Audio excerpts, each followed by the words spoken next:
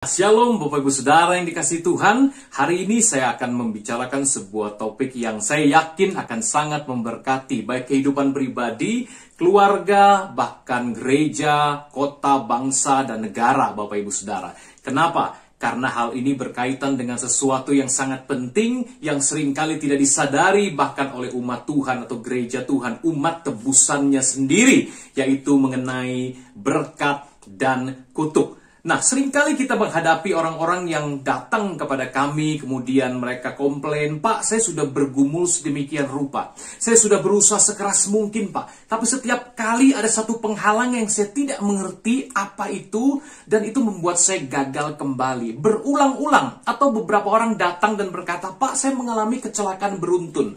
Keluarga kami, bahkan turun-temurun mengalami sesuatu yang negatif. Yang mereka nggak ngerti, tetapi itu berdampak sangat buruk, mengganggu ekonomi kita, mengganggu kesehatan kita, bahkan ada yang disebut juga dengan kematian dini, keluarganya beberapa keturunan ke atas, bahkan ke bawah, orang-orang yang mati karena penyakit keturunan, atau karena mati muda, atau karena bunuh diri, jadi gila dan sebagainya." Nah, Bapak Ibu Saudara, sesuatu yang tidak kelihatan itu jangan dipandang enteng. Jangan-jangan hal itu yang disebut orang-orang sebagai ada di bawah kuasa sebuah kutuk. Nah, itu sebabnya kita ingin pelajari dari firman Tuhan dan berbagai pengalaman yang terjadi di sekeliling hidup kita, supaya kita bisa membedakan apakah sesuatu itu karena sekedar hal natural atau hal-hal yang biasa, ataukah sesuatu itu memang karena kutuk. Satu kali ada seseorang yang hidup di Skotlandia, kemudian dia mengalami sedemikian rupa sampai dia menghitung kira-kira 5 atau 6 generasi, kurang lebih 400 tahun, mengalami perkara negatif yang beruntun terus-menerus. Akhirnya setelah dia menelusuri sejarah, dia menemukan keluarganya itu pernah dikutuk oleh seorang uskup kebangsaan Skotlandia. Sehingga dari mulai sejak kutukan itu dilepaskan dari mulut si pembicara tersebut, sampai hari di mana dia menyadarinya, dia mengatakan sungguh-sungguh suatu kehidupan yang sangat horrible, sesuatu kehidupan yang sangat buruk.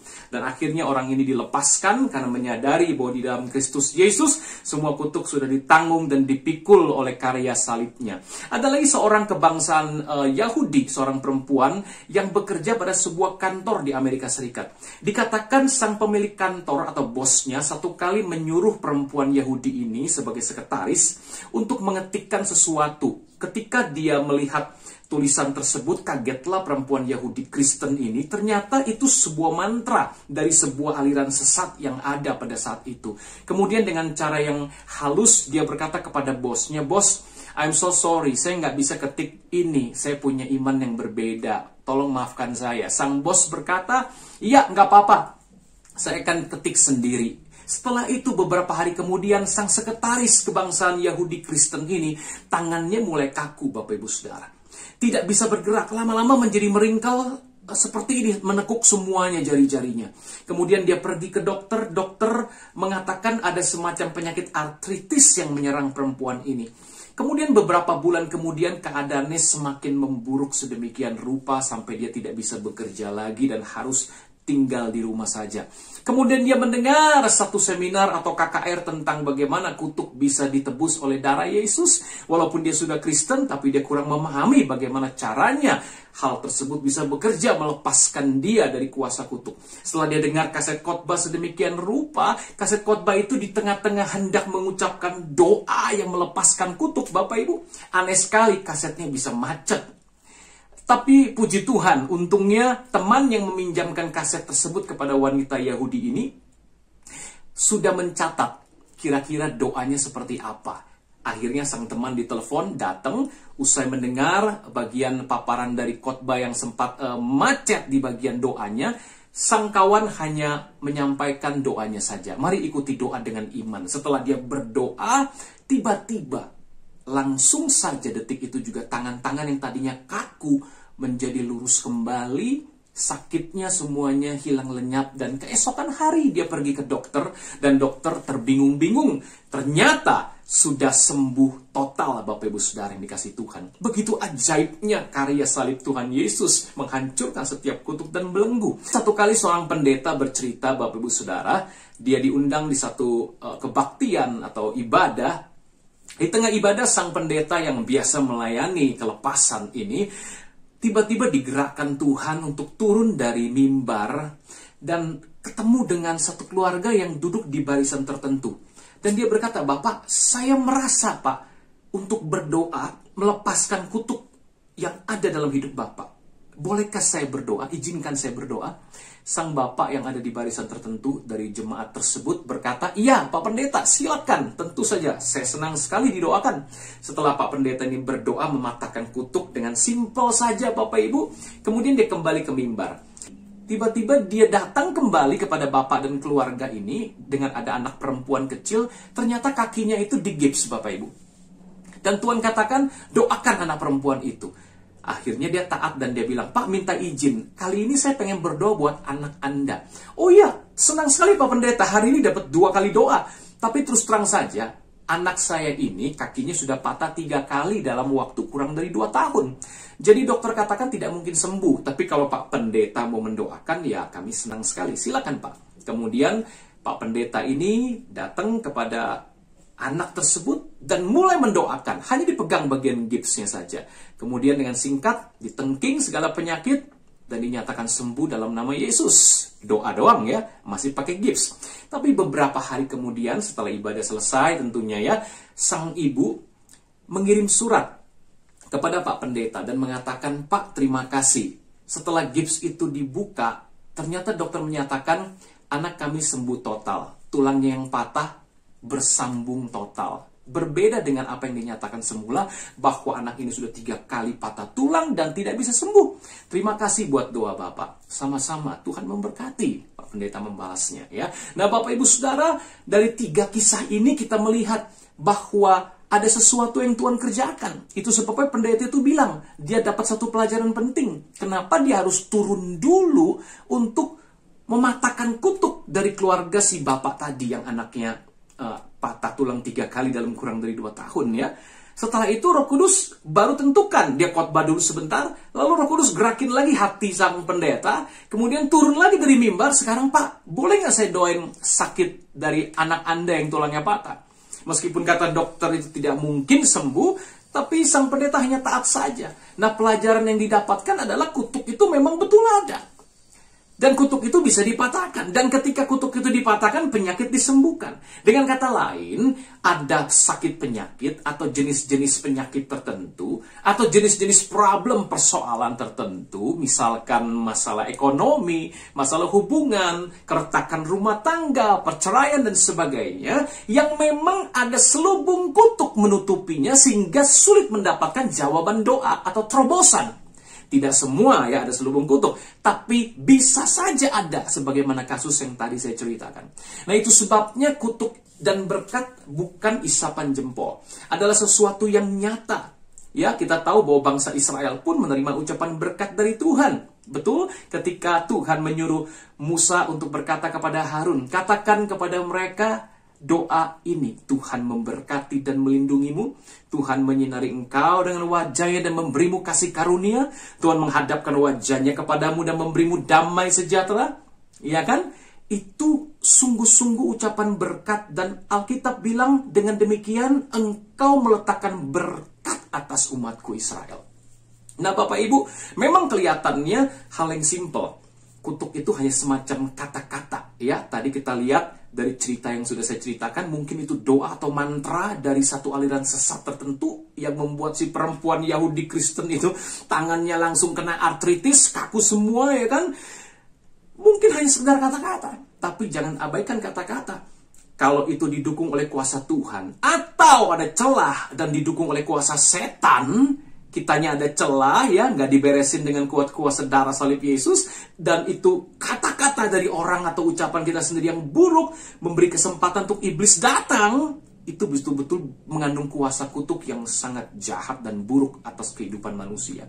Dan kata-kata Tuhan tentu saja the most powerful, itu mengandung ucapan berkat yang luar biasa. Ya Bapak Ibu, nah kita pengen lihat apa sih kata Alkitab tentang berkat dan kutuk. Mungkin pada kesempatan ini kita hanya bicara tentang berkat dulu. Nanti di seri berikutnya kita bicara tentang kutuk. Kemudian di seri berikutnya lagi kita akan bicara bagaimana caranya berdoa melepaskan berkat, menghancurkan kutuk, dan mengalami berkat yang Yesus sudah sediakan di kayu salib. Sekarang kita lihat kepada kitab Kejadian bagaimana kata Alkitab mengenai berkat yang tentu saja bagian kita sebagai orang-orang yang ditebus Tuhan Yesus berhak menerima janji-janji Allah dan berkat Abraham, Ishak, dan Yakub.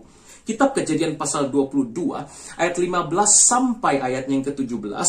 Untuk kedua kalinya berserulah malaikat Tuhan dari langit kepada Abraham. Katanya, aku bersumpah demi diriku sendiri, demikianlah firman Tuhan. Karena engkau telah berbuat demikian dan engkau tidak segan-segan untuk menyerahkan anakmu yang tunggal kepadaku, maka aku akan memberkati engkau berlimpah-limpah dan membuat keturunanmu sangat banyak seperti bintang di langit dan seperti pasir di tepi laut, dan keturunanmu itu akan menduduki kota-kota musuhnya.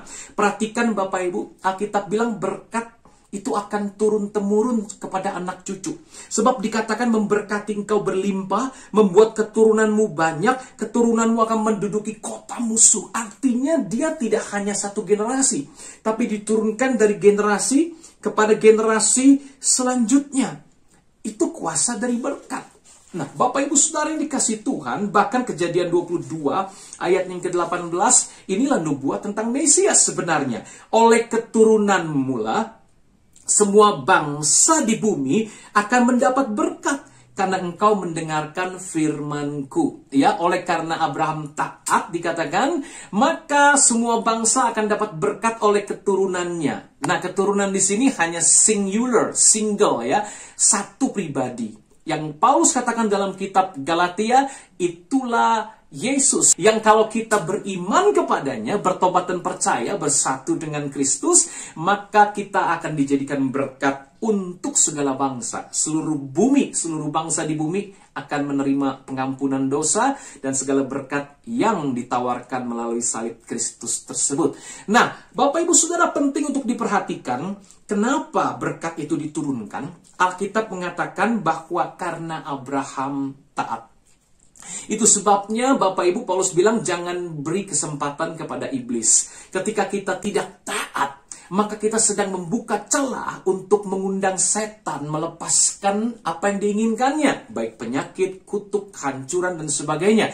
Memang tidak semua penyakit atau masalah karena kutuk. Jangan salah paham akan pelajaran ini Bapak Ibu Saudara. Tapi banyak yang disebabkan karena kutuk, kita tidak menyadarinya. Kalau kita sudah berjuang secara natural, secara hal yang biasa, kita sudah lakukan bagian kita, tetapi tetap tertutup, langit itu terasa menembaga di atas kepala kita, bisa jadi itu kutuk Bapak Ibu Saudara. Ya, tentu dari dua sisi kita berusaha, baik rohani maupun jasmani dengan iman dalam Yesus. Ya, nah Bapak Ibu Saudara, kita bisa melihat di sini pentingnya ketaatan Abraham yang menyebabkan Alkitab berkata, karena engkau mendengarkan firman-Ku, maka oleh keturunanmu semua bangsa di bumi mendapatkan berkat.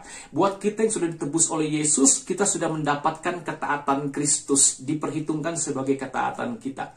Namun demikian, kita perlu terus belajar seperti yang Alkitab katakan, bagaimana ketaatan Kristus itu bermanifestasi dalam hidup kita. Bukan sekedar secara de jure, secara roh kita sudah dibenarkan, dikuduskan, namun secara de facto, realitanya kebenaran Kristus harus nyata, ketaatan Kristus harus nyata dalam hidup kita, Bapak Ibu Saudara. Itu sebabnya tadi saya ulangi, Paulus berkata, hati-hati jangan beri kesempatan kepada iblis. Karena iblis itu walaupun singa ompong, dia masih cari mangsa, dia masih cari orang yang dapat ditelannya. Jangan jadi orang yang dapat ditelannya. Amin Bapak Ibu Saudara. Nah, Alkitab berkata, kalau Anda baca terus dalam Kejadian pasal 27, pada akhirnya kita melihat bahwa Ishak memberkati Yakub anaknya, bukan Esau. Nah, ada yang aneh di sini berbicara soal kuasa berkat. Sekalipun Ishak itu salah memberkati. Betul nggak Bapak Ibu? Kan si Esau ini kan tertipu sama Yakub. Yakub kerjasama sama mamanya, atau lebih tepat mamanya yang ngajak Yakub kerjasama, sehingga si Ishak ini salah memberkati. Dan begitu salah memberkati, apa yang Ishak katakan? Mari saya bacakan dalam Kejadian 27 ayat 25 sampai 29 kalau Anda lihat ya. Jadi didekatkannya lah makanan itu kepada ayahnya, lalu ia makan. Dibawanya juga anggur kepadanya, lalu ia minum. Berkatalah Ishak ayahnya kepadanya, datanglah dekat-dekat dan ciumlah aku, anakku. Lalu datanglah Yakub dekat-dekat dan diciumnyalah ayahnya. Ketika Ishak mencium bau pakaian Yakub, diberkatinyalah dia. Katanya, sesungguhnya bau anakku adalah sebagai bau padang yang diberkati Tuhan. Allah akan memberikan kepadamu embun yang dari langit dan tanah-tanah gemuk di bumi, dan gandum serta anggur berlimpah-limpah. Bangsa-bangsa akan takluk kepadamu, jadilah tuan atas saudara-saudaramu. Dan anak-anak ibumu akan sujud kepadamu. Siapa yang mengutuk engkau, terkutuklah ia. Dan siapa yang memberkati engkau, diberkatilah ia. Bayangkan betapa luar biasanya berkat yang diucapkan Ishak kepada Yakub. Dia kira itu Esau.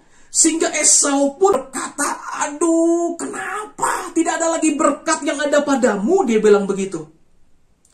Apakah nggak ada lagi berkat yang bagiku? Engkau sudah cuma punya satu doang berkat itu, dan sudah dicuri oleh saudaraku Yakub. Dan Alkitab berkata, Ishak dengan terkejut bilang begini, dalam Kejadian pasal 27 ayat 33, terkejutlah Ishak dengan sangat serta berkata, siapakah gerangan dia? Yang tadi siapa kalau gitu? Dia bilang, yang berburu binatang dan yang telah membawanya kepadaku. Aku telah makan semuanya sebelum engkau datang. Aku telah memberkati dia, dan dia, perhatikan, dia akan tetap orang yang diberkati. Wih, dahsyat banget, saudara. Harusnya kan kalau kita pikir berkat itu sesuatu yang sekedar, tinggal ngomong lagi aja. Oke, salah. Tadi salah, papa tadi salah ya. Sekarang panggil Esau sebagai putra pertama papa. Yuk, ulangi lagi doanya. Kan tinggal ngomong gitu. Tapi tidak, saudara. Ishak jelas berkata, aku telah memberkati dia, dan dia tetap akan jadi orang yang diberkati. Nah, Bapak Ibu, Yakub akhirnya menerima berkat tersebut. Nah, di situ kita bisa melihat, Bapak Ibu, bahwa ucapan itu bisa jadi berkat atau kutuk. Atau jangan pandang enteng ucapan. Ucapan bisa menjadi berkat atau kutuk dan gak bisa ditarik kembali. Mari kita berdoa. Bapa di surga, kami mengucap syukur kalau hari ini kami melihat dari firman-Mu bahwa sungguh-sungguh kutuk itu benar-benar ada, dan berkat itu benar-benar ada. Dan kami tidak mau memandang enteng ucapan atau perkataan, baik itu ucapan manusia, ucapan kami sendiri, apalagi ucapan Tuhan. Biar kami boleh belajar, Tuhan Yesus, menghargai setiap ucapan dan tidak sembarangan berucap. Karena ucapan itu bisa jadi berkat atau jadi kutuk. Dan kami juga pengen belajar, Tuhan, tidak sembarangan membuka celah, memberi kesempatan kepada setan lewat ucapan-ucapan kami atau sesuatu yang kami dengar. Itu sebabnya kami berdoa saat ini dimanapun kami berada. Kuat kuasa darah Yesus Kristus sungguh-sungguh membungkus kami semuanya. Dilepaskan dari apapun ucapan-ucapan yang bersifat kutuk. Dan setiap celah kami tutup oleh darah Yesus Kristus. Ketika ada dosa dan pelanggaran yang merupakan celah, kami berdoa saat ini, kami minta ampun di dalam nama Yesus, dan tertutuplah semua jalan atau celah untuk iblis mengambil alih hidup kami dan melepaskan kutuk. Dalam nama Yesus, semua kami yang sudah diberkati oleh karena darah salib Yesus, sama-sama percaya dan menerima berkat itu di dalam nama Tuhan Yesus Kristus. Haleluya. Amin. Sampai jumpa lagi. Tuhan memberkati kita semuanya.